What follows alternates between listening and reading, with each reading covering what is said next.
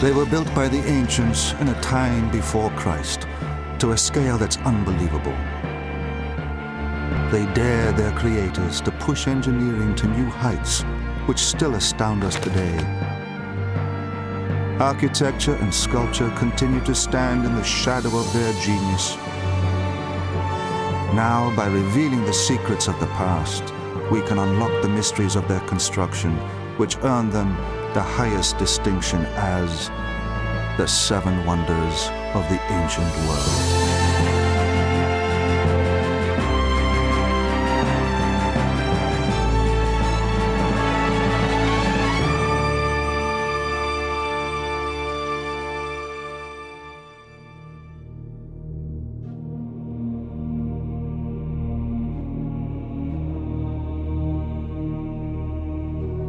The Great Pyramid is the only survivor of the seven ancient wonders, the finest monuments of all time. The others have fallen, taking with them the secrets of their history and construction. They laid the foundations of human achievement, becoming the building blocks of modern architecture and sculpture.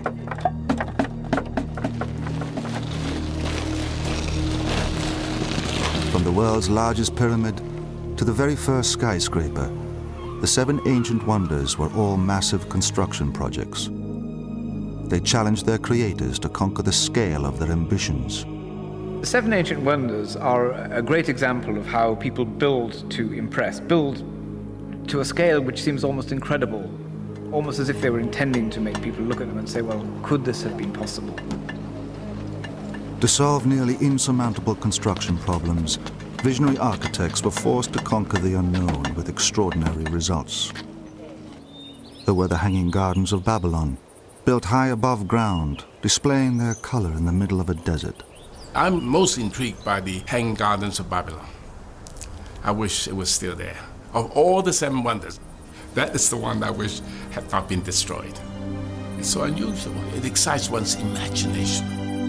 Exotic and mysterious, they have enchanted us through the ages. Standing upon an arid plain, how were the Babylonians able to conceive them?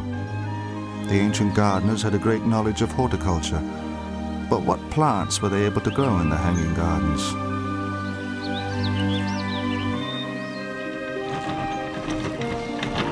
The first cranes were used to construct the world's largest marble temple. It was supported by a forest of fluted columns 60 feet high. How were the ancients able to achieve such detail while working on such an enormous scale? Using simple techniques, they overcame the most difficult problems. Solid marble lintels weighing 40 tons were lowered with hair's breadth precision. It was one of the examples of the ways in which these early Greek architects were responding to the desire to build huge edifices with huge blocks of stone and needing new technologies to cope with it. An ingenious technique was used to create the finest sculpture of all time, the giant statue of Zeus, lifelike in every detail. How was it possible to create a statue of ivory taller than a 4-story building?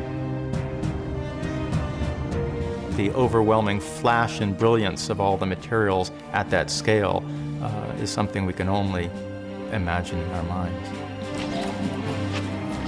The sculptor who created it used a secret recipe to shape the ivory.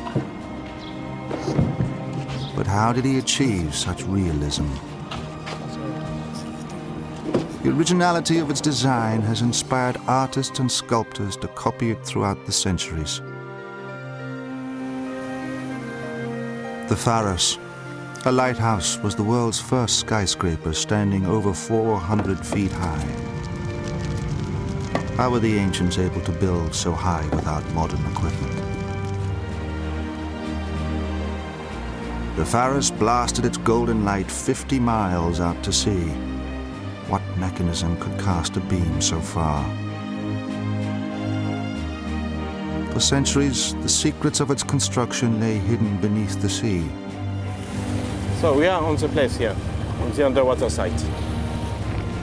Now, a marine archaeologist and his team are recovering its remains from the sea floor to discover how the Pharos once stood. The 7 ancient wonders created the building technologies of today. It was the invention of the crane by the ancients that enabled them, and now us, to lift heavy weights high onto a building. The ancients dared to build high. Until little more than a century ago, the Great Pyramid remained the tallest structure on Earth. Only with modern engineering have we mastered the technology to build higher, giving rise to our finest skyscrapers, and even buildings made out of glass. One thing I learned to respect the Egyptians is the proportion of that pyramid. The Egyptians were right 4,000 of years ago. The ancient builders took risks to attempt the impossible. Now, nothing is left to chance. The computer has allowed us to test designs that before we couldn't have tested, and that's given us the confidence to actually proceed with these designs and be daring. A good example of an early use of the computer was Sydney Opera House, which was a very unusual structure. Today's creations stretch to the heavens, but their foundations are embedded deep in the past. They rest upon the 7 wonders of the ancient world, which still challenge and amaze us after thousands of years. Their origins lie in the ancient Greek world.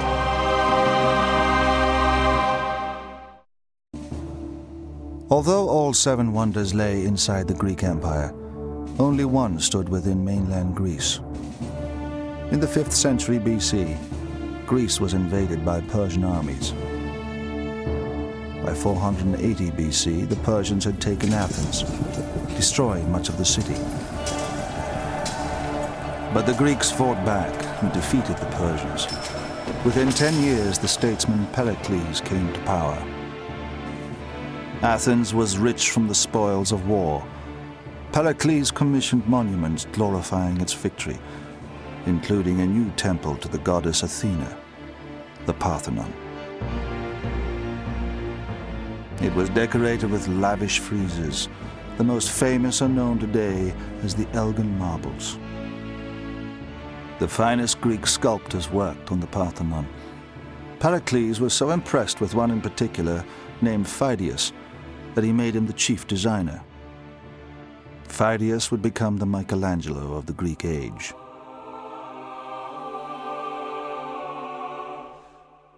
Phidias was asked to make a statue of the goddess Athena to stand inside the Parthenon. Crafted from ivory and gold, he designed it to stand 40 feet high. Statues and monuments were being commissioned across the country, and artistic rivalry was intense. Phidias was determined that his Athena would outshine every other statue in Greece. Phidias' great achievement was to meet this challenge, and after he made the Athena, virtually every other Greek town wanted such a statue. Phidias was heralded as a genius, but his name became blackened by scandal. On completing the Athena, he was unable to account for all the gold he had used. Phidias was accused of embezzlement by those eager to bring down his powerful patron. Fortunately for Phidias, news of his spectacular Athena had traveled to Olympia. He was now commissioned to make a statue of Zeus to stand inside the temple there. So, in 438 BC, to escape the scandal in Athens, Phidias left for Olympia. The site of the Olympic Games was dominated by a temple. It awaited Phidias' masterpiece.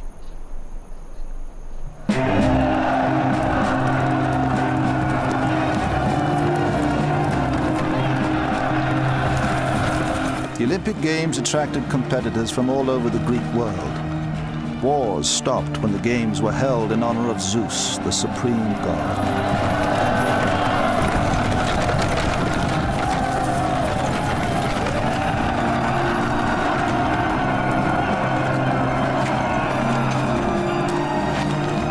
Phidias arrived in Olympia to take up his new commission. With his reputation on the line, he approached the great temple. So it seems that the Eleans, having seen or heard about what was up in Athens, decided, we want one of those too, and we want Phidias to make it for us. And they went and they commissioned him to do that.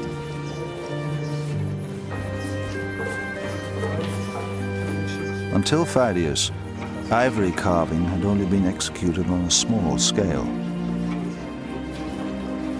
Phidias designed the Zeus to be taller than a 4-story building.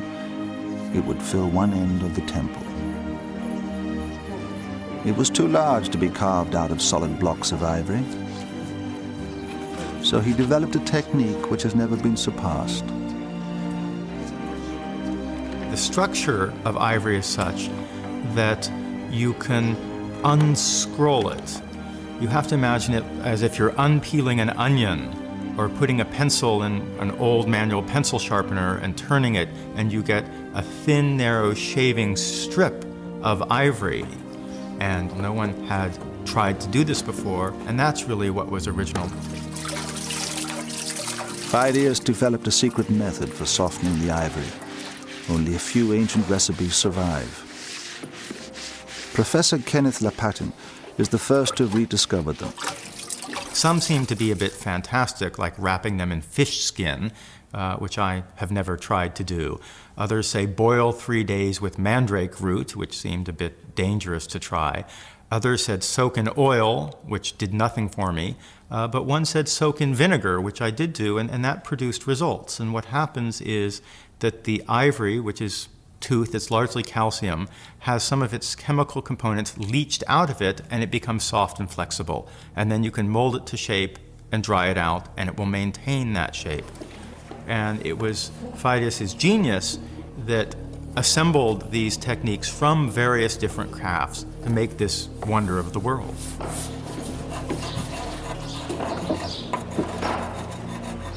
Phidias and his assistants painstakingly followed this technique of shaping every detail.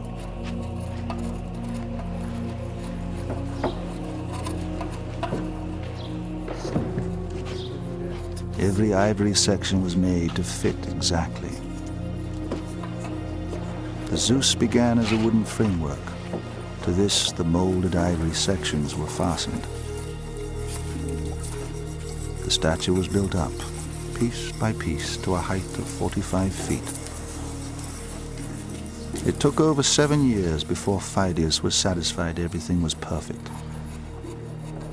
The Zeus was then assembled inside the temple. It had a great reputation, but none of that really prepared you for that shock when you walked through the temple doors and saw the image.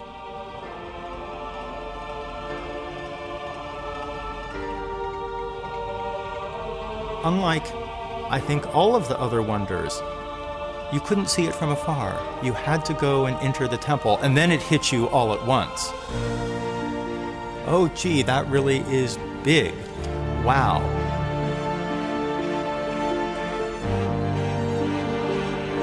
The writer Strabo, in the 1st century AD, was critical of its revolutionary composition. The sculptor may be criticized for not having appreciated the correct proportions.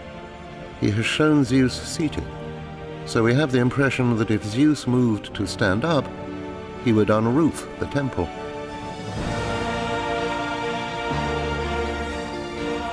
The Zeus sits still. He's holding his emblems of power, the victory in his right hand, the scepter in his left. But he's not doing anything. The stilling of the god gives him greater power because there's the potential there for action. He's very aware. And it's that calmness that becomes a hallmark of the classical style. Characteristics of Phidias' world wonder are echoed throughout Western art. From Byzantine images of Christ to 20th century statues of American presidents. In 1914, Daniel Chester French began work on the Lincoln Memorial statue. Using the same composition as the Zeus, Daniel French made the Lincoln statue out of 28 pieces of marble. Phidias had been meticulous in his study of light, but Daniel French discovered on a dull day his sculpture looked flat. He had to install an elaborate lighting setup. The scale of his sculpture was also criticized, this time for being too small. Daniel French had to double its dimensions to satisfy his commissioners. Even then, the Lincoln statue was only half the height of Phidias' Zeus. Over 450 years after Phidias' world wonder was made, Roman soldiers and workmen arrived with special orders from the Emperor Caligula. He had instructed them to bring the statue back to Rome, so he could put his own head on it. Legend recalls the statue let out such a loud cackle of laughter. The scaffolding collapsed and the workmen fled.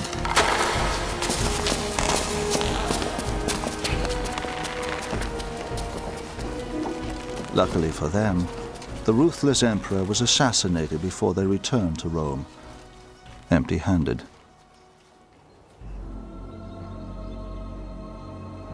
By 391 AD, the Christian Church banned pagan cults and closed the temples. The Olympic Games ceased, and the great sanctuary of Olympia fell into disrepair. When the Zeus was 800 years old, it was bought up by Luasus, an imperial chamberlain from Constantinople, and installed in his palace art collection there. Phidias' world wonder would not survive for long. A fire destroyed the palace and the collection, cremating the finest statue of all time. The influence of Greek art and architecture spread into Persia, an enemy of Greece. At the western tip of the Persian Empire lay the once great city of Halicarnassus. It is now the small resort of Bodrum, lying in present-day Turkey. At first it appears an unlikely site for a world wonder. But in the 4th century BC, this was the capital of a powerful sea empire. Inland from the harbor lie the ruins of a tomb, the most extraordinary building ever constructed. It stood the height of a 14-story building, combined an assortment of styles, and was covered with statues. It has left us the word mausoleum, used to describe monumental tombs ever since. Its style has been copied around the world, from the Freemasons' Lodge in Washington, D.C., to the Shrine of Remembrance in Melbourne, Australia.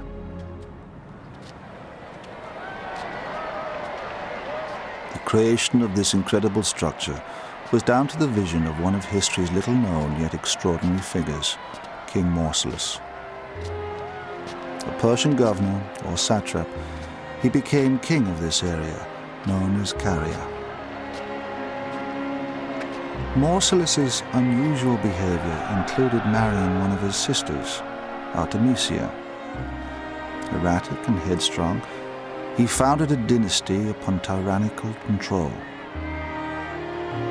Mausolus married his elder sister Artemisia, which is a very curious thing to do because brother-sister marriage does not seem to have existed in the family before his generation. From the day he became king in 377 BC, Mausolus fiercely protected his kingdom. The ruins of the Mindus Gate are all that remain of his grand defensive walls, which stretched for 7 miles around the city. He also built up a navy of 100 ships. In the Persian tradition, he had a fortress palace, which is believed to have occupied the site currently where the castle is. Mausolus is obviously a very powerful, dominant figure, successful politically and victorious in war. His forces stood poised to repel any Greek attack. Yet Mausolus openly welcomed Greek culture. Deluded by visions of his own grandeur, he planned the construction of a vast tomb. He chose a Greek architect to design it. His name was Pytheas. He was unknown and unconventional. We don't know exactly where he came from, but he was very much a pioneering theoretical architect, probably the most important theoretical architect of the 4th century BC. He had very strong views on what was appropriate in architectural design and what was not. The Persians had a tradition of building tombs. Mausolus followed the example of the Persian king Cyrus the Great. But Mausolus's tomb would be far grander. Pytheas designed for him an extraordinary building. It defied the conventional styles of the day. Apart from the Great Pyramid, it stood twice the height of any known building in the Western world, 14 stories high. The tomb would be unique. It would incorporate different styles from different countries. On the top, and never attempted before in architecture, a vast statue.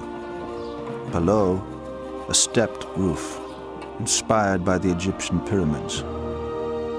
Beneath were Greek columns from temple architecture. Under these, giant statues resembling friezes, another architectural innovation. At the base was a tomb chamber. This alone used over 12,000 tons of stone. Mausolus gave orders for his tomb to be built on top of an existing royal burial site. Because of the scale of the tomb, this choice of location presented problems. The mausoleum needed foundations dug to a depth of 20 feet. They soon flooded. Having drained them, Pytheas increased stability by joining the masonry together. Iron clamps, or dovetails, were used to secure each block to the next, and dowels were fitted between the courses. To assemble the columns, a hole was cut in the base of each, allowing iron connecting bars to join onto the next section. This technique is still used today. These blocks have been banded together so that they get strength from each other. The ancients also realized that for stone blocks to share the weight more effectively, particularly on a large structure, they needed to be clamped or doweled together. If there was a weakness in the foundation, for example, then the building could cope with it better. The mausoleum became a world wonder because of the statues adorning it, over twice life-size. These heroic figures stood high up on ledges and weighed many tons. By the time that the mausoleum is being built, great strides had been made in the development of cranes and siege engines, massive timber constructions on wheels capable of lifting dead weights to a height of 140 feet. We take it for granted that we can use machinery to help us on our construction sites. This beam weighs about 1.5 tons. It was the invention of the crane by the ancients that enabled them, and now us, to lift heavy weights high onto a building quickly and with great precision. The heaviest statue sat on the very top of the mausoleum. It was an enormous sculpture of Mausolus and Artemisia in a chariot, pulled by 4 horses. This revolutionary idea of putting a statue on the top of a building has been copied since in triumphal arches and monuments. Mausolus never saw his completed tomb. He died in 352 BC. His body was interred within the mausoleum. But Artemisia, his sister and widow, would prove to be more formidable than Mausolus himself.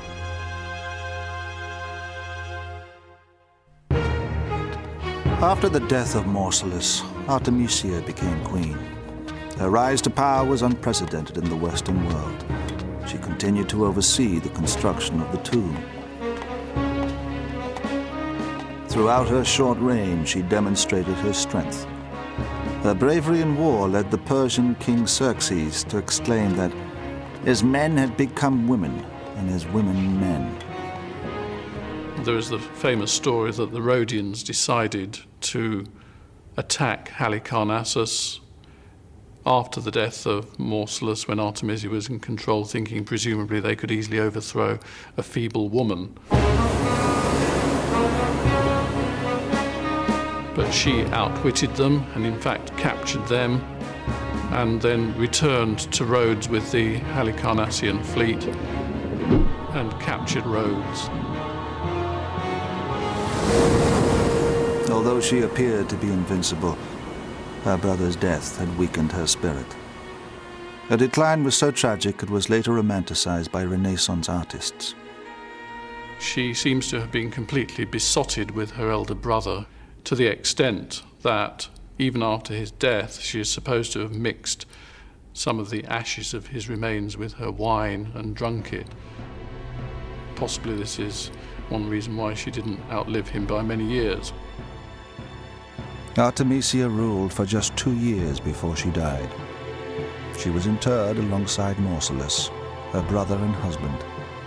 They were carried away to the next world in their chariot.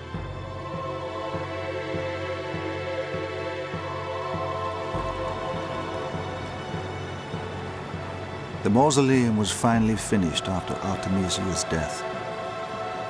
Her younger brother and sister also married before the dynasty died out. The mausoleum remained an object of admiration until the 15th century, when an earthquake destroyed much of it. The stone blocks were used for rebuilding the castle of St. John in the harbor. Most of the statues, which had made the mausoleum a world wonder, were thrown into lime kilns to make cement.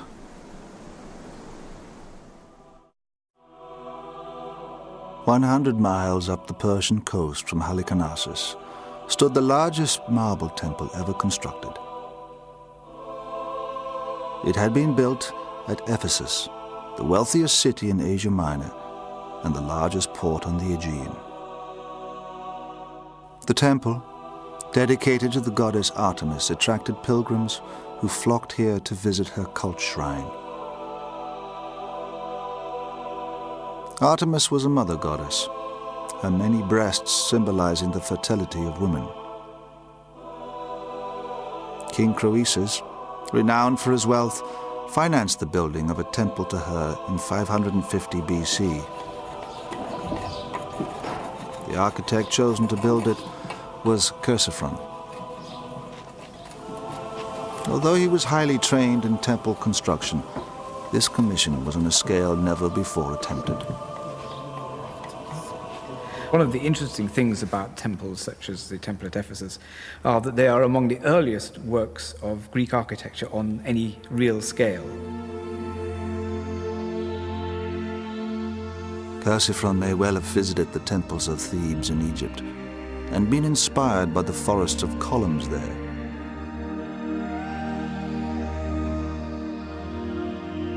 His temple of Artemis would be built entirely from marble and have 126 giant columns. Chersiphron's first challenge was to ensure a constant supply of enormous blocks of marble. The quarries were 7 miles from the construction site, and some marble blocks could weigh as much as 40 tons. Engineer Scott Steedman has examined the difficulties of moving them. There's a lot of controversy about how the ancients moved heavy stones. We know that they dragged them, of course, but when you drag a stone, you have to overcome a huge amount of friction from the weight of the stone on its runners underneath. So if you want a system that doesn't involve dragging, then you may be able to rock them, or even to roll them. This is a mock-up of a rocking device where the stone is strapped in between 2 large wooden rockers. This is a very efficient system of overcoming friction, and you can see just how easy it is to move even a heavy object. You could maneuver it, you could spin it, you could pull it up a ramp, with considerably fewer men than if you were trying to drag it. Chersiphron's methods of moving stone were highly advanced. He invented an ingenious roller pulled by oxen. The circular column elements were simply rolled along the ground within a frame pulled by oxen. But the rectangular elements were, of course, a rather more difficult proposition, and some of these were enormous. I mean, the largest of the architraves was nearly 9 meters long, which is an enormous block of stone. And to move that, he encased the ends in timberwork and turned them into wheels, and then simply attached draft animals to them and pulled them along. The temple measured a vast 180 by 360 feet, almost twice the size of the Parthenon. It was surrounded by a double row of columns, 60 feet high. One of the biggest problems was lifting up the giant lintels to the column tops. Stones like these weigh as much as 5 to 10 tons apiece. So how did the ancient Greeks lift such enormous weights to the top of a temple? We know that in ancient Egypt, they used a form of cantilever crane called a shadoof to lift water. And we know that the ancient Greeks used the same principle, but on a much larger scale, to lift weights at the dockside, cargo and even ships. So we can imagine that it's entirely possible that they used the same type of cantilever crane inside the temple, perhaps mounted on a mound of earth and stone, so that they could build up a platform halfway up the temple to give them the leverage they would need to reach right to the top.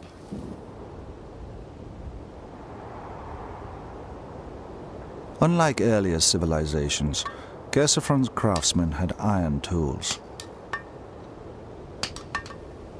This enabled the marble columns to be fluted and decorated, but it called for greater care in handling them.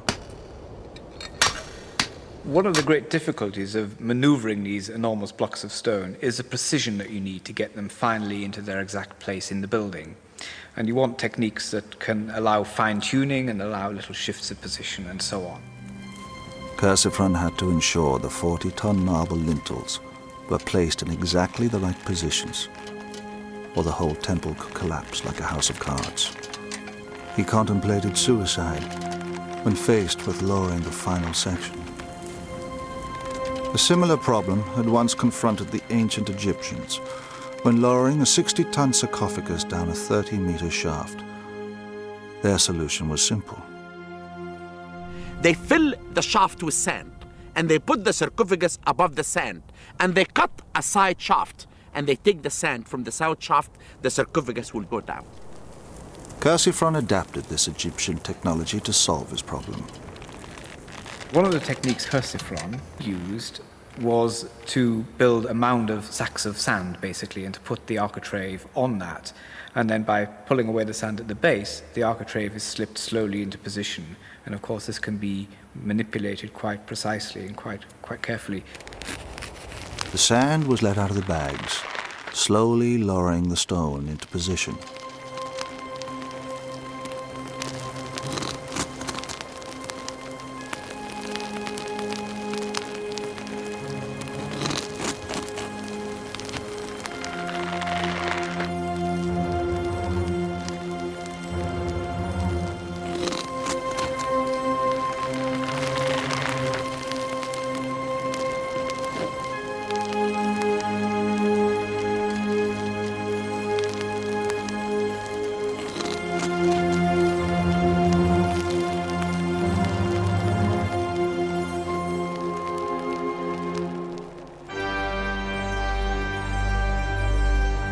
The Temple of Artemis took 50 years to build, and Chersiphron didn't live to see its completion. His son followed him to finish the construction. The temple became a massive tourist attraction. Then, on the night of Alexander the Great's birth, tragedy struck.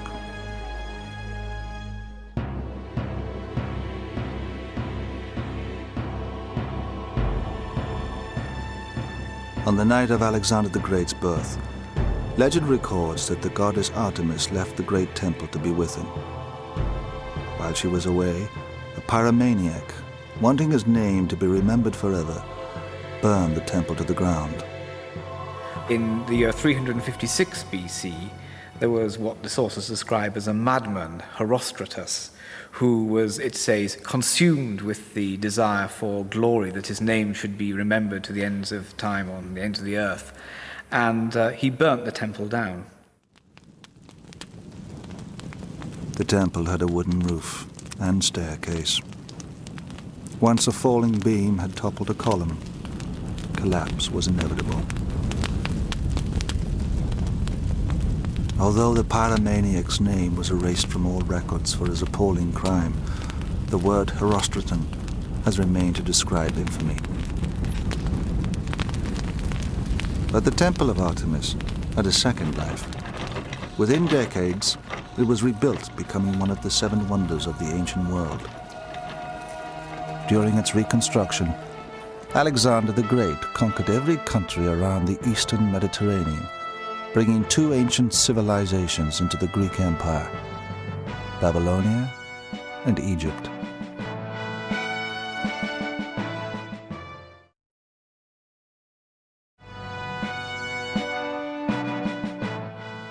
The capital of Egypt is Cairo, home to the oldest wonder of the world. The Great Pyramid still lies at the heart of Egyptian culture. On the edge of the city lies the Giza Plateau, the site of a vast pyramid complex. Pyramids are the tombs of the pharaohs. Pointing to the heavens, they ensured the pharaoh's safe journey into the next world. The pharaoh was buried deep inside in a hidden tomb chamber. In death, as in life, he was worshipped, feared, and respected. Out of the 80 pyramids in ancient Egypt, the Great Pyramid is the largest. It was built in 2560 BC for the pharaoh Khufu. Like all pharaohs, Khufu was more than a king. The Egyptians believed he was the living image of a god come down to earth. The Great Pyramid is the largest stone structure in the world. It dwarfs all comparisons. Nearly as tall as the Washington Monument, 5 cathedrals can fit within it. Yet it was constructed without machinery or even iron tools. How were the ancient Egyptians able to build it? In the 5th century BC, the Greek historian Herodotus tried to find the answer. He gathered his information from the hearsay of local priests. The account he has left us is unreliable. The pharaoh Khufu compelled his subjects to labor as slaves for his own advantage. Some were forced to drag blocks of stone from the quarries in the Arabian hills to the Nile. The work went on in 3 monthly shifts, 100,000 men in a shift.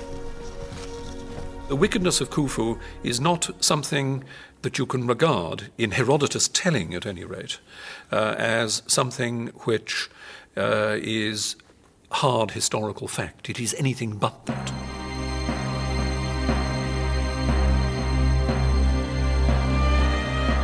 Herodotus's inaccuracies were exaggerated throughout the Christian era and later popularized by Hollywood. Producers, when they make this type of movies, they showed slavery building the pyramid. You know, slavery can build a huge building, but it will never make anything genius. But if you do something with love and you believe that this is the tomb of the king who will be a god, you will do it. Guaranteeing the successful passage of the pharaoh into the next world was every Egyptian's duty. Peasantry was called up on national service to work on these things, because slaves, of course, were not involved. The Egyptians did not have, in the Greek or Roman sense, a slave system at all.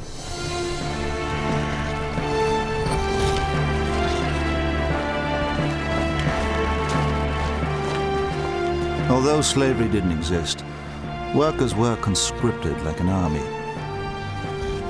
During the annual floods, farmers worked on the pyramids, which was preferable to going hungry. For all its faults, the Egyptian governmental system was one of the most successful that human history has to show. It was a governmental system that lasted well in excess of 3,000 years. And systems will only last as long as there is a degree of acquiescence on the part of the subject peoples. The Great Pyramid was built with over 2 million stone blocks. Building the pyramid was the greatest feat in architecture. But did it really take 100,000 men to build it?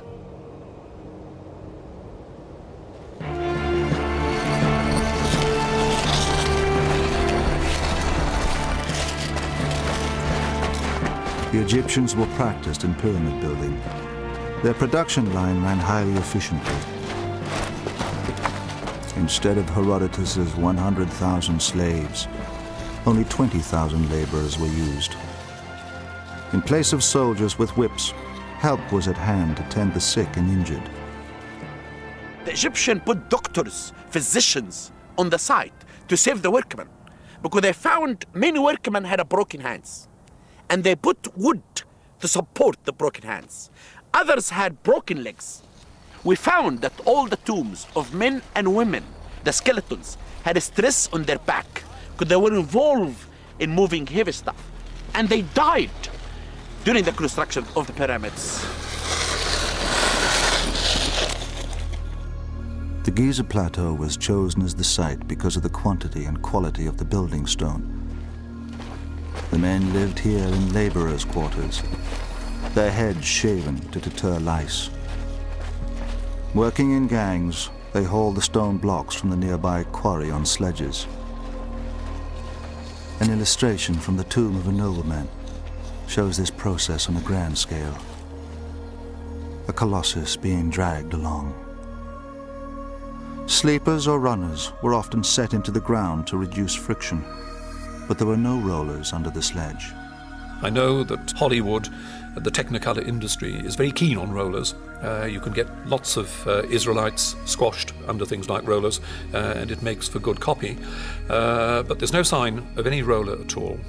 And standing on the knee, there is somebody clapping his hands and saying, as the Egyptian text indicates, Jehuti hoppe meri nesu, which is one Egyptian equivalent of what shall we do with the drunken sailor. It ensures that everybody pulls at the right time. It gives a rhythm to the whole operation. The lower part of the Great Pyramid used the largest blocks, weighing 5 tons or more. Although a stone block was fitted into place every 2 minutes, the Great Pyramid took 23 years to build.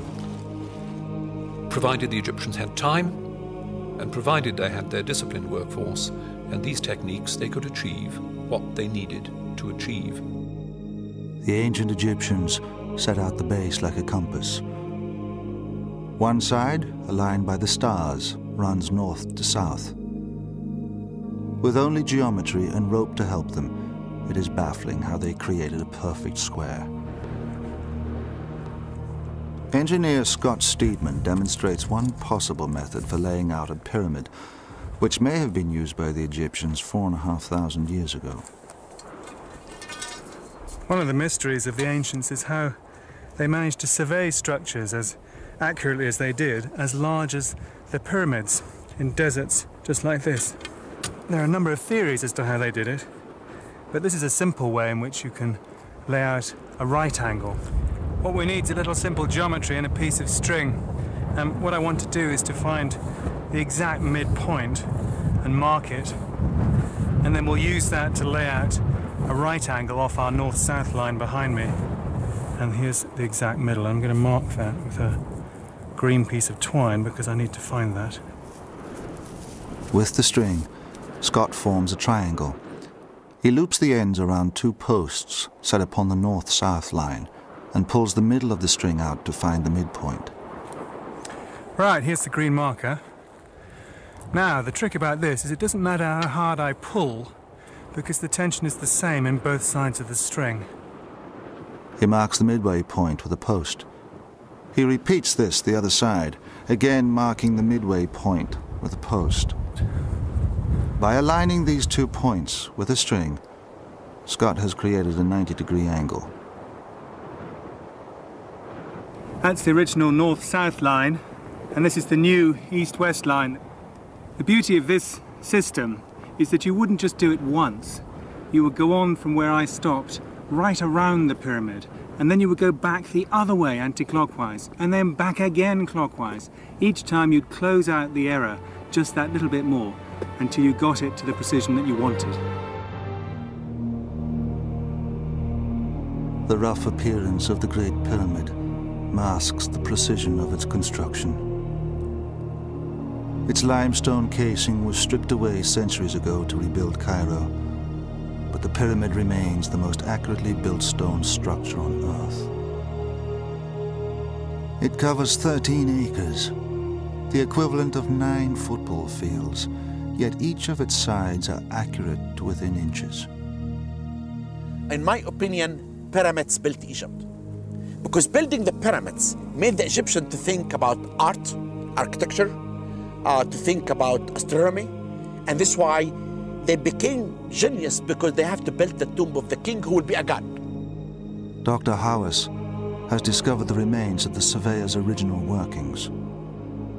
We found in our excavation holes about 40 centimeters in diameter, and no one understood the function of these holes. We found that these holes has to do with making the square base of the pyramid.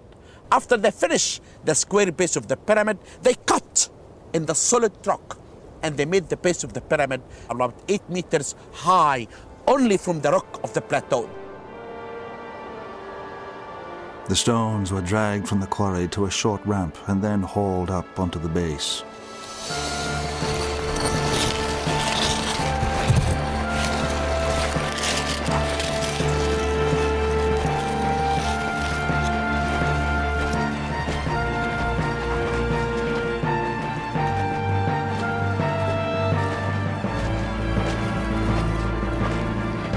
Dr. Howes has discovered remains of the ramp which stretched 1,000 feet from the quarry. The ramp, based on my discovery, is located to the southwest corner of the Great Pyramid.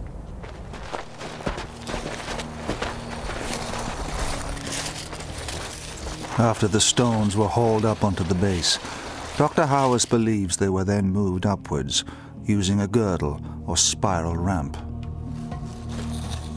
This wrapped around the outside of the pyramid and was made from mud and rubble.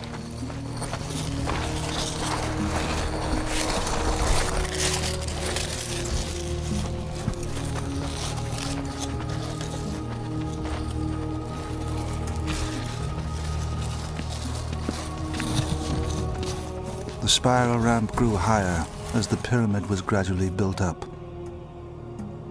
No one knows with certainty the exact ramp design. Other archaeologists believe the ramp was a straight one. I prefer the long straight ramp option, partly because a ramp circling the pyramid would have been inherently unstable for the heavy loads to be dragged up it. And it's also difficult to understand how you could drag these heavy blocks round the corners on such a ramp. But a straight ramp to the top would have ended up being a mile long, stretching far beyond the quarry. To retain a manageable gradient, its length and height would have needed continual adjustment. On the other hand, the spiral ramps have cornering problems.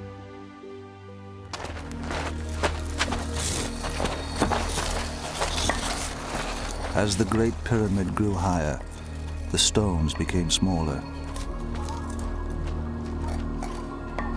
Rollers running under the stones may have been used here for maneuvering. The builders used only the simplest techniques.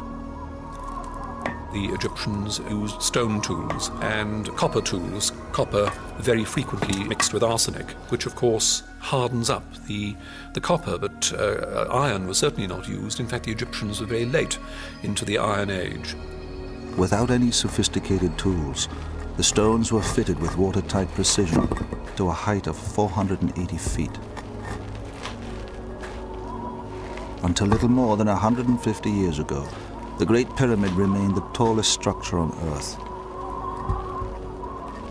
When built to the top, it resembled a series of steps. It was then ready to be cased in top-quality limestone. And then, of course, you start smoothing it off from the top down. So you do the top bit, then you take the girdle ramp down, then the next bit, and so on, until the whole thing is done. After 23 years, Khufu's tomb, the largest pyramid ever built, was complete. Pyramids are the most enduring ancient structures on Earth, and the Great Pyramid is the only ancient wonder of the world standing today. It has been imitated many times. Its stable form inspired one of today's most famous architects, I.M. Pei. He designed the pyramid at the Louvre in Paris out of glass. Pyramid is built of stone, it's solid, it's for the dead, and I hope the glass pyramid is transparent, it's for the living. But one thing I learned to respect the Egyptians is the proportion of that pyramid, of the Giza pyramid. It's the only one that we came to that satisfies from both directions, whether you look at it head on or look at it at 45 degrees. It's neither too flat nor too peaky. So I think that proved a point that, to myself anyway, that the Egyptians were right 4,000 of years ago. Khufu's pyramid was so admired that his son and grandson followed him, building their tombs alongside his on the Giza Plateau. But the Great Pyramid has remained the father of all ancient structures.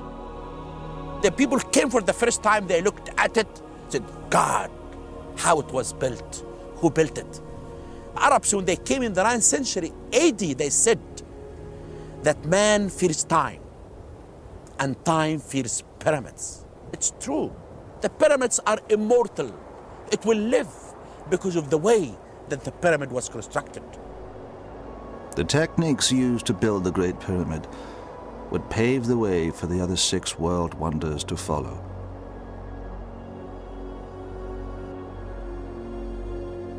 The Great Pyramid, the foundation for the other world wonders, was built in 2650 BC. It would take another 2,000 years before the next wonder of the ancient world was created in the most spectacular city on Earth, Babylon. The city was surrounded by inhospitable terrain for hundreds of miles. Merchants journeyed across the wilderness from every corner of the ancient world to trade their goods in the wealthy city.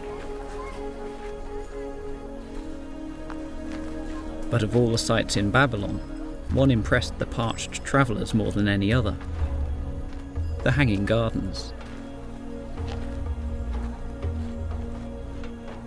I'm most intrigued by the Hanging Gardens of Babylon.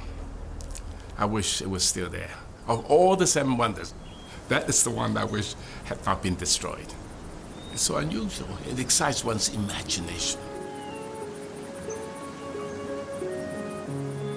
Fragments of the ancient city survive, but the Hanging Gardens have been lost forever.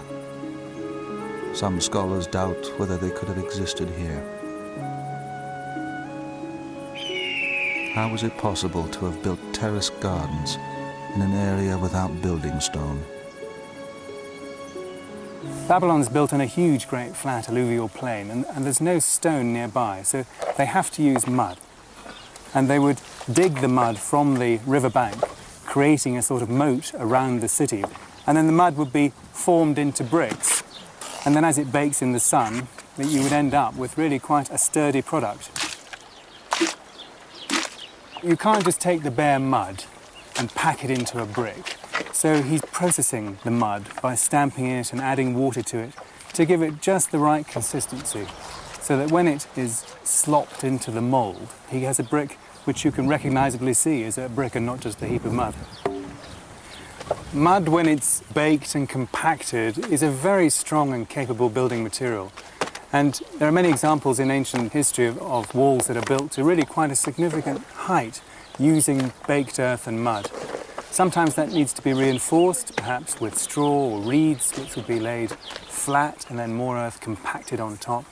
But as long as you created a big, wide, massive wall, essentially, it would be a very strong and capable material.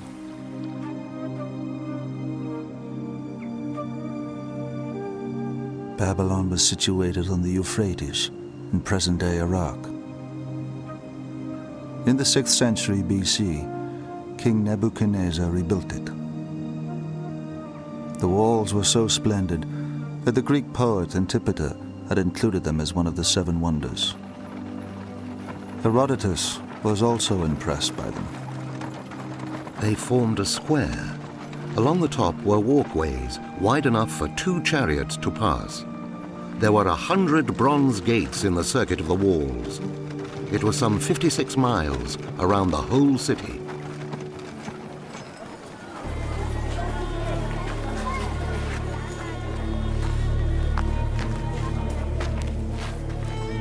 Behind the Ishtar Gateway, inside the city walls, the streets were laid out on a grid plan.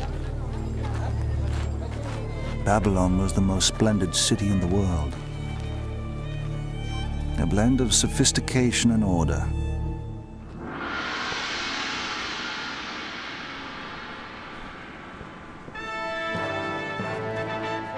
King Nebuchadnezzar ruled Babylonia from his palace. He married Princess Amytis from the land of Media.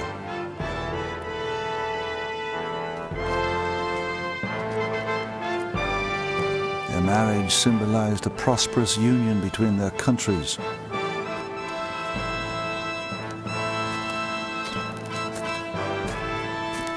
Babylonia now looked forward to a period of peace and plenty.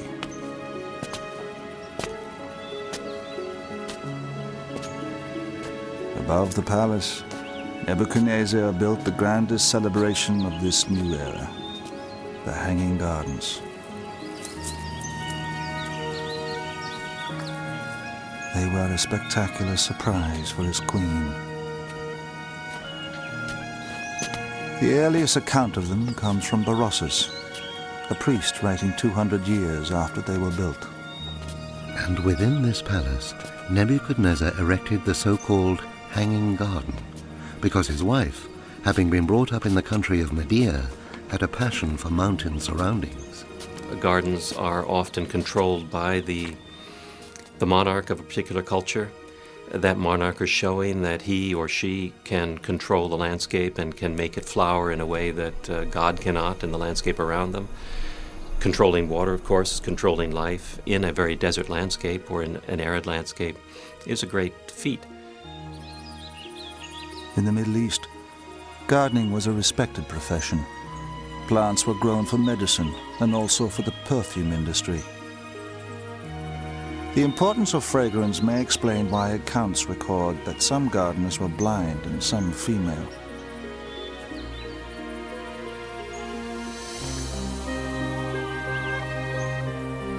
Records show that Nebuchadnezzar's gardener was given special rations from the palace. He is believed to have been an expert from Judea, a country with a similarly arid climate. The Babylonians had a great knowledge of plants. The gardeners in Babylon would have selected the best plants to thrive in the hot, arid climate. The Middle East is not all a desert, but it's generally arid, and it was felt important to bring exotic types of plants, different types of plants, and a richness of vegetation in a controlled situation so people could enjoy it, particularly the king. There are a number of ways plants have adapted to survive in harsh environments like the Middle East. One way is to have thin, needle-like leaves. Grasses and conifers are good examples of this. Their very small surface area ensures little water loss. Others have leathery or waxy leaves to prevent water loss. Often they are grey in color, which reflects the glare of the sun. Some plants have leaves covered in fine hairs. These reduce the drying effect of the wind and also trap the cold night air to keep the plant cool during the day. Oak, willow, and cedar, ilex, plane, and palm. The lists of the trees and the plants in the hanging gardens are endless. They were compiled by historians centuries later and are often inaccurate. It is believed the gardens contained many plants and trees from the land of Media, the homeland of Nebuchadnezzar's queen. As well as adding color, the flowers of orange and lemon trees would have produced a fragrant scent. However the gardens were planted out, they needed water. Ancient writers recorded that there were hidden machines used for irrigation. Scholars have investigated buckets on ropes, water wheels, and even the Archimedes water screw. This device is attributed to the great Greek mathematician and inventor. It is believed Archimedes created it while in Egypt, having watched villagers pump water from the Nile. But the Hanging Gardens were built 2 centuries before him. The only device we have evidence for at that period is in fact the shaduf, a very simple tip beam device that's known as early as the 3rd millennium BC. You have a counterweight at one end and a basket on the end of a rope or a pole at the other that lifts the water up. We have illustrations of it from the 2nd millennium BC onward. We have illustrations of it in Assyrian art from the time the Hanging Gardens supposedly were functioning, and there are no illustrations of other devices that would have been suitable. So it seems to me that this is the only solution. Today we overcome our engineering problems with machinery. The ancients often looked no further than human labor, and in Babylon there was an endless supply. The Western perception of the Hanging Gardens has been highly idealized. Terraced gardens with abundant water, even waterfalls. When I was a child, the image conjured up by the Hanging Gardens was that of gardens that somehow hung downwards. But in fact, if you look at gardens that are carefully maintained in the Middle East on terraces, generally you have plants that rise upward from the terraces. In arid regions, in the desert, water is so precious it's like gold. They have to control how they use it very, very carefully. They let the water come in down channels, and then they release the water so that it just rushes out, just for perhaps 10 minutes a day, and then they'll shut it off again and conserve it for the next day. Just a tiny amount of water has created an intensity of color, green trees, which is just totally unexpected. Water could have been taken from the Euphrates, carried or lifted up to a cistern on the top terrace. From there, it would have trickled down through the different levels of the garden. The irrigation of the Hanging Gardens is only part of the riddle, taunting archaeologists. The more baffling puzzle has been to find their exact location.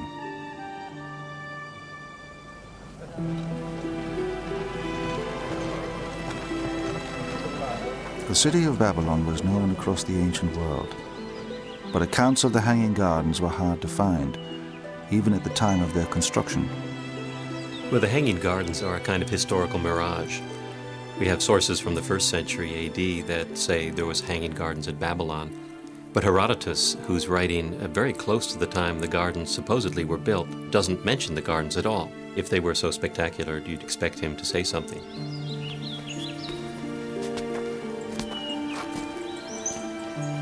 It is likely they were destroyed within a century of their construction.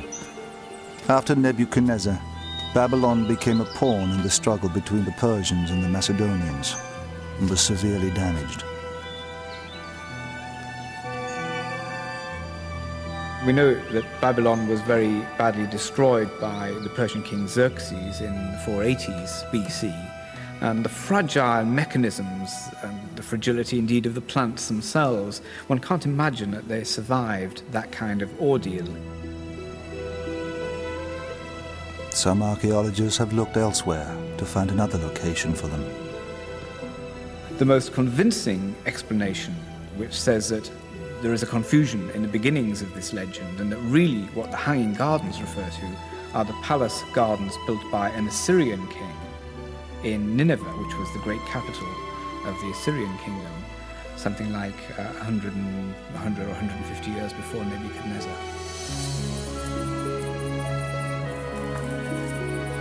Despite their short lifespan, the gardens have gained legendary status.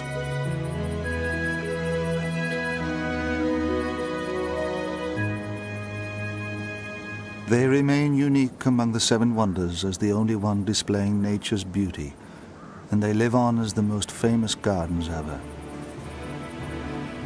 The balance of power in the Middle East would change, and with it the fortunes of Babylon.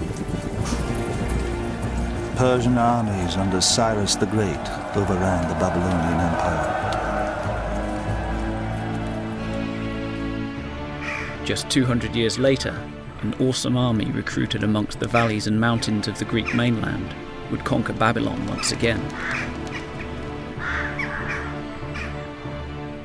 Under Alexander the Great, they stormed across the plains, east as far as the Indus and south as far as Egypt.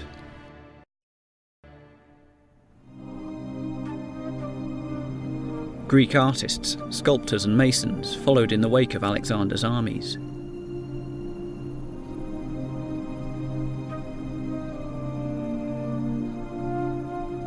They spread the influence of Greek architecture and culture to new lands, as well as harnessing local techniques for use back in Greece.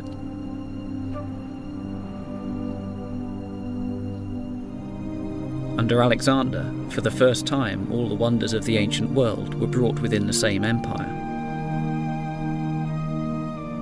The idea of Seven Wonders is in many ways inconceivable without Alexander the Great. His conquests in Babylonia and Egypt brought the Hanging Gardens and the pyramids to greater Greek prominence. Babylon in particular caught Alexander's imagination. Alexander was interested in Babylon as the center of learning, the center of power, the traditional center for Mesopotamia. And indeed, he died in Babylon and was planning his last campaigns there, and was, I think, planning to make Babylon the capital of his syncretistic empire. So he certainly saw Babylon as a key place in the geography of the world.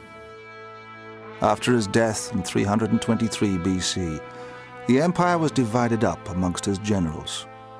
Ptolemy took Egypt, Antigonus seized Asia Minor. In between these two powerful territories lay the small island of Rhodes.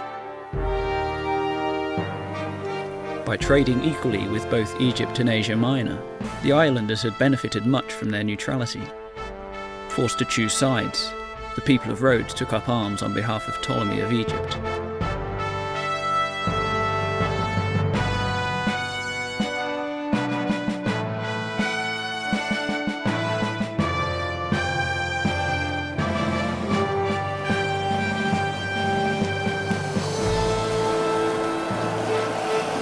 Outraged, the Antigonedes from Asia Minor attacked Rhodes with a huge fleet. Against all odds, the Rhodians defeated them and celebrated their victory by building a giant bronze colossus to their savior, the sun god Helios. Helios was closely related to Apollo, the god of light, of truth, of vision. He is the god of the sun, who was especially worshipped on Rhodes. There were many bronze statues on the island, but the Colossus was easily the largest. To build, it cost 300 talents, equal to 300 warships. The Colossus was a memorial to themselves, to their victory, to their freedom, their continuing freedom. And as such, it was certainly worth putting a lot of money into. 300 talents, they had won it from the enemy. Why not? Bronze casting was a major business on the island. Statues were mass-produced and exported to Greece and Italy. The sculptor chosen to create the Colossus was Haris of Lindos. One story recalls his initial design as being 60 feet tall, but the islanders insisted on a statue that was twice that size, 120 feet. Haris doubled his dimensions and set to work. Haris was especially well qualified for this job because he had studied with one of the greatest bronze artists of the 4th century BC, Lysippus. Lysippus was known for producing many, many statues, 1,500 in his lifetime. And so in the workshop of Lysippus, one can imagine hanging on the wall a whole row of arms, a row of legs, body parts which were more or less interchangeable. Unfortunately, none of these mass production techniques could be used for the Colossus. No bronze statue had ever approached 120 feet in height. Haris had to manufacture everything on site. The casting would have been directly next to where the statue was to be put up. Probably a whole series of pits in which the pieces were cast. Those pieces would have been riveted together, and the statue would have been set up on the spot. The basic techniques of bronze casting have changed little over the centuries. From a scale model, the first process is to make a copy. Today, a latex mold is filled with liquid wax. Haris may have used clay or terracotta molds. When the mold is pulled apart, the wax replica remains. Replicas are then covered in a heat-resistant coating and fired inside a kiln. The wax inside melts and is released through pipes and channels. The hollow replica can now be filled with molten bronze. When it cools and the casing removed, the finished bronze remains. The Colossus gradually took shape. Piece by piece, each bronze section was attached to a framework of wood and iron. Iron had been in use for weapons, for tools. Iron was used also in classical times for the bronze casting industry. Iron pins were used to support a project during casting. Keeping the statues stable was a problem. Stones were dropped down the ankles into the feet to add weight to the base. As the colossal sun god grew taller, the workmen needed access all around the statue. Haris's solution was to bank up earth around the Colossus with a spiral pathway, rather like a girdle ramp used in building the Great Pyramid. There was one drawback to this. When Haris designed the statue, he would never have a chance to see what the finished work would look like until the work was finished, which is certainly a deterrent in producing a Colossus. You can't look at it at various stages of the process, put it all together, take it apart again. You have to wait till the whole thing is finished before you get your first view of what it's really going to look like.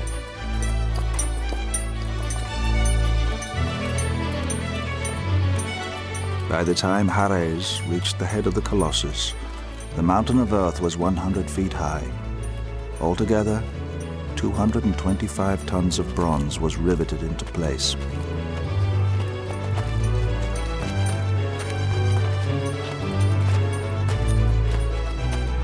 Gold rays were fitted to his crown, which pointed to the sun.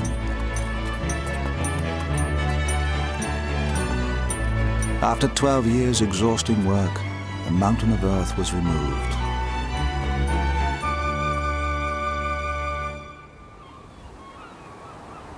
Haris' magnificent colossus of the sun god Helios, 120 feet high, was left to stand guard at the harbor side. Haris certainly must have found out how to cast a big statue like that in many pieces. What he overlooked, apparently, was finding out from somebody how to make it stand up. Obviously, nobody had been making colossi, and so nobody thought carefully enough about how to keep this statue standing. When you scale up a structure, you have to think very carefully about how it's going to support itself. What works well when it's small may not work at all when it's large. If you scale up a hollow sculpture, for example, then the weight of the shell itself may overload it. And any tall, thin structure or sculpture will be much more vulnerable to wind and earthquake. The Colossus stood for just 56 years. In 226 BC, an earthquake brought it crashing to the ground, burying several houses beneath it.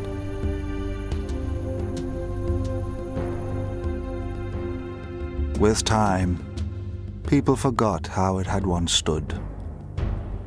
During the Renaissance, Martin van Heemskerk, the first artist to draw the 7 ancient wonders, depicted it astride the harbor. Impossible. But as people tell the story over and over again, the statue gets bigger and bigger until a ship can sail beneath it.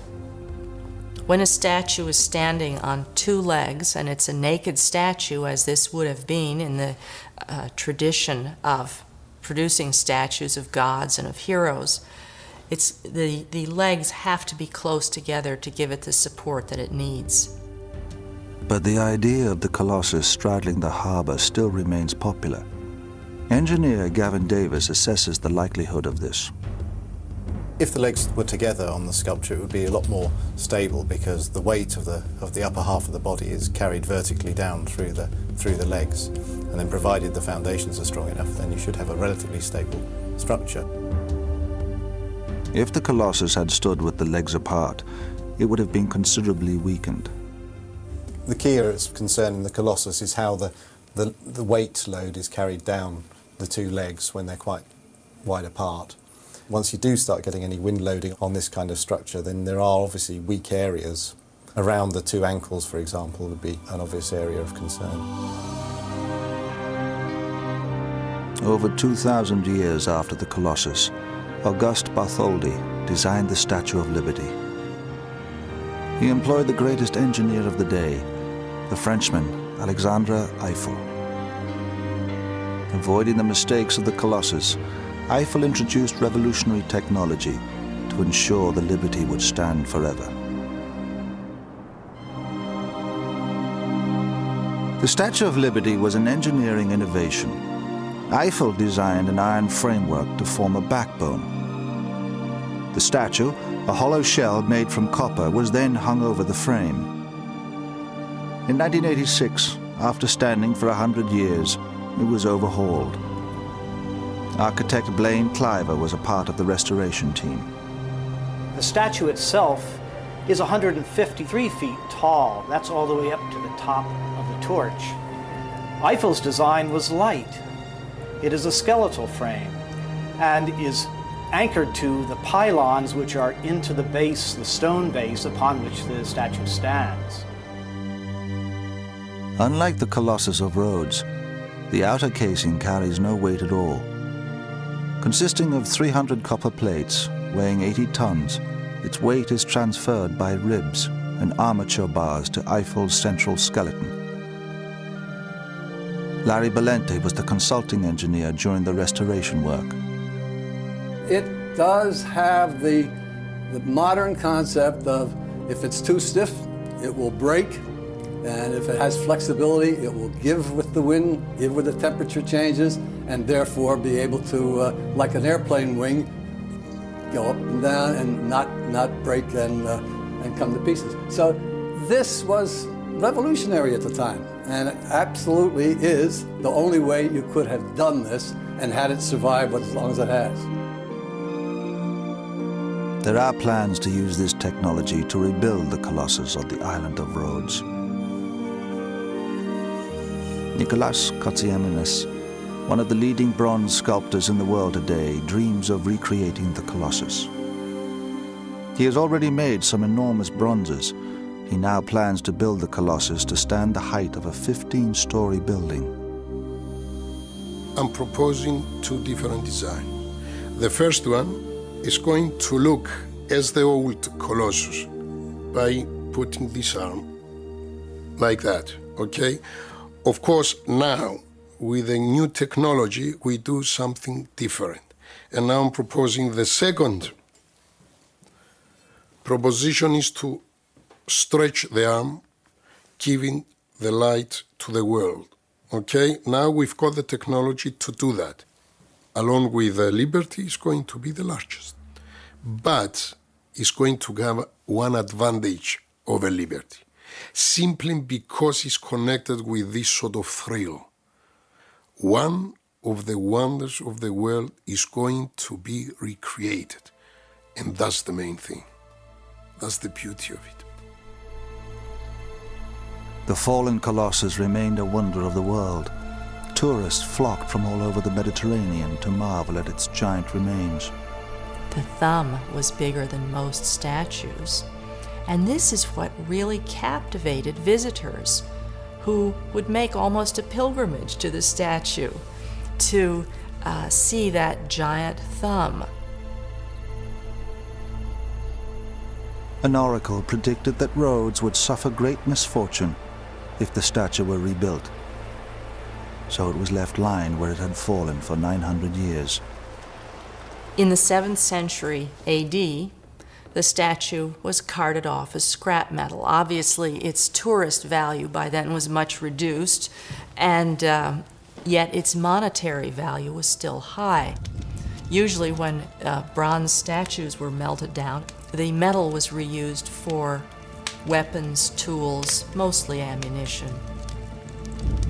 It took 980 camels to carry off the surviving metal from this statue. Charis, like the Colossus he created, became a broken man. One story recalls how he miscalculated the cost of doubling the statue's size, leaving him bankrupt. Destroyed by debt, he committed suicide.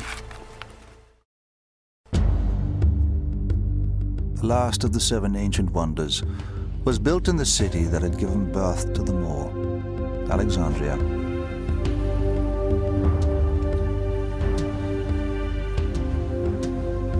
Founded by Alexander the Great in 332 BC, it was the world's first metropolis.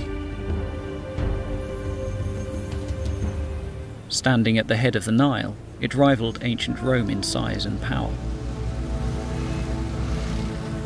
From its earliest days, the city has been a melting pot of civilizations.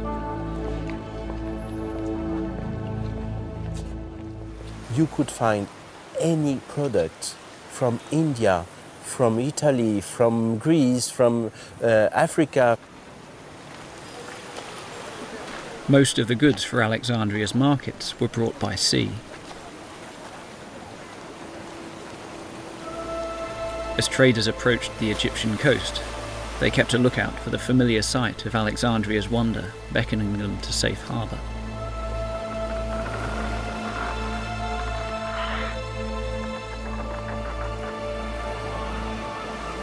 Known as the Pharos, it was a lighthouse.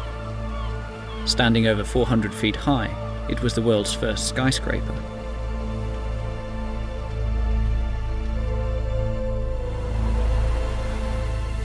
Lighthouses had been built around the Mediterranean from as early as the 7th century BC.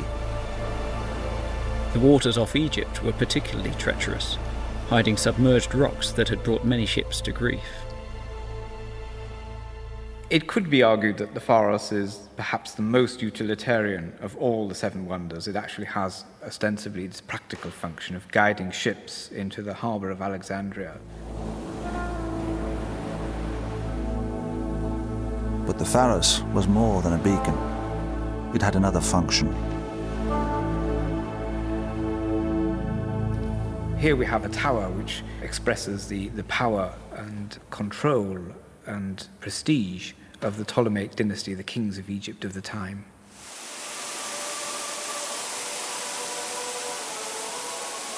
Alexandria was the first megacity. Palaces were stacked upon palaces, yet the Pharos exceeded everything else. It is yet another way in which Alexandria can be put at least one notch, and preferably several notches, above every other city in the world. Built during the reign of Ptolemy II, the Pharos announced to the world the grandeur of Alexandria. Designed by the architect Sostratus of Cnidus, it took 12 years to construct. At the top, a vast furnace was kept raging. It blasted its golden light 50 miles out to sea.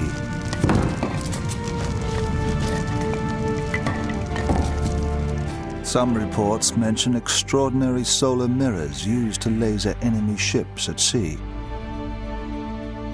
The Pharos was built in 3 sections. On the base sat a square tower, 233 feet tall. The second section was octagonal, and above it was the lighting apparatus. It's believed a spiral rampway inside allowed donkeys to take up the loads of fuel. We know that it did have ramps inside it, and that donkeys, for instance, could perhaps have gone up to the top of it on these ramps carrying loads. But it's a bit of an open question as to exactly how it worked, I think. The light at the top was created by a furnace. It was directed out to sea via large bronze reflectors. One of the problems, of course, of a lighthouse, particularly in a location such as Egypt, which is relatively poor in trees, in wood, would be what do you actually use to feed the flames? Alexandria was the largest port in the Greek world, and it is likely that the city had access to many raw materials.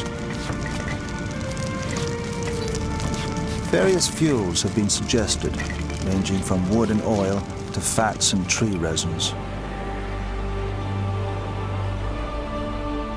The Pharos was built from solid blocks of granite and limestone. Unlike tall buildings of today, its walls had to bear all the weight of the masonry above.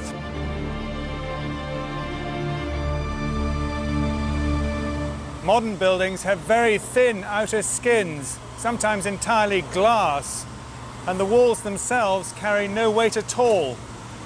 This is achieved by using a frame. I'm holding on to one of the steel stanchions here, so the ground floor and the interior can be entirely open.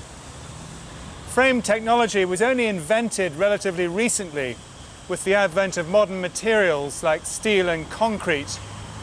Because the ancients were limited to stone, they had to build enormously thick and heavy walls to reach the heights that they wanted.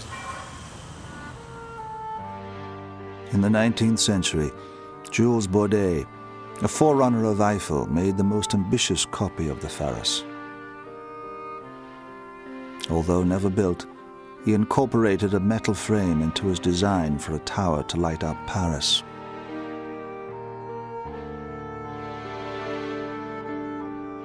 Built entirely from stone, it is unclear how the Pharos could stand so tall. Yet there are many ancient accounts of it. The Pharos of Alexandria is actually one of the better documented of the Seven Wonders. It ceased to be a lighthouse at the end of the classical period, but it went on to be used as a mosque. In fact, what they did was on the top where the lantern had been, they built a mosque. There are Arab historians who had climbed it and give very good detailed descriptions with dimensions. So we can be fairly sure that it really was as it's described. Today, a medieval castle stands on the site of the Pharos, which stood until 1303. Named after the small island on which it was built, Pharos has become a generic word for all lighthouses. Like the Mausoleum and Colossus, the Pharos was destroyed by an earthquake. For 700 years, its remains lay on the seabed. But recently, a marine archaeologist has begun bringing to the surface the world wonder that has remained hidden for centuries. When the Pharos was toppled into the sea, its massive building stones were scattered across the harbor. Marine archaeologist Jean-Yves Empereur has been excavating the underwater site. He still can't comprehend the scale of his discovery. When, for the first time, we dived, we couldn't imagine such chaotic and huge underwater collection of such thousands and thousands of columns, of bases of columns, of capitals, of sphinxes, of obelisks, and so on. It was incredible. And every time we dive, even now, after thousands of diving here, we go back to the surface with a strange feeling. It's a fantastic sight. You cannot imagine, you cannot describe it. You have to dive to have this so strange feeling. Among his discoveries was a vast granite lintel weighing 75 tons, which he believes to be a supporting beam from the Pharos. You can see even in this castle, they used some very strong stones like the red granite from Aswan. You see at the bays of the windows or the frame of the doors, they used ancient pieces of granite or columns even in the masonry, exactly like the pieces we are in the underwater site, to reinforce the building itself. So we are on the place here, on the underwater site. This is a slip from where we jump into the water.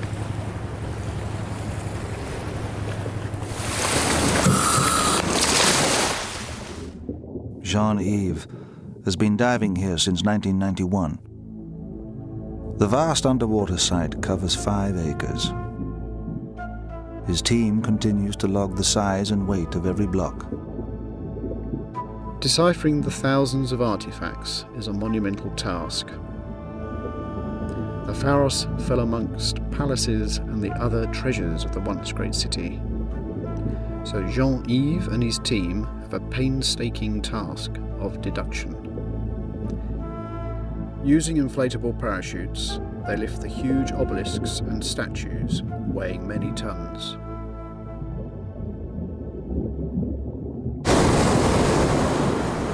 One day they hope to establish once and for all how the Pharos was constructed. The world's tallest lighthouse was brought down by an earthquake. Nowadays, tall buildings are thoroughly tested. Gavin Davis examines the stability of the Pharos. There's no doubt this would have been a very challenging structure to build, but to build something that's supposedly 400 feet tall or more would have been very difficult at that time. When comparing the Pharos with one of the Great Pyramids, for example, you can see that there's a great difference because the pyramids are inherently more stable structure. Comparing it to something like a pyramid, which would have a much wider base, then it really is still a very tall and thin building. Whereas the ancients were building into the unknown, today's architects are required to check every uncertainty. This building's the Hong Kong and Shanghai Bank, and a significant amount of testing was carried out to look at how it might behave in the wind. The computer these days allows us to eliminate even the most unlikely problem areas from buildings, which means that we can design closer to the edge and design buildings that perform better. Today's architectural wonders stand within the safeguards of science and technology. The 7 wonders have become icons of the ancient world. They stood not solely by the laws of science, but by the will of an age determined to build the impossible. The 7 ancient wonders were part of an age of optimism, an attempt to use technology to the limit, to go further than people had ever gone before in creating these massive monumental structures. Architecture and sculpture continue to pay a debt to the excellence of their construction.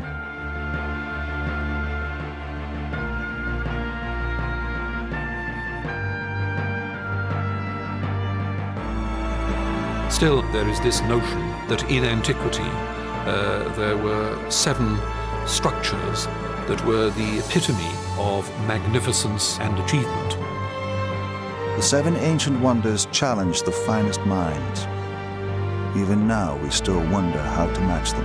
If we tried to make a list of today's wonders, Could we find 7? Or would we find 200? Their high ideals have stood the test of time. They remain the cornerstones of our finest constructions. Architecture has to serve a purpose, and I think the symbolism of the pyramid is as valid, in my opinion, today as it was then. The 7 wonders of the ancient world set the supreme standard and keep alive the dreams of the ancients.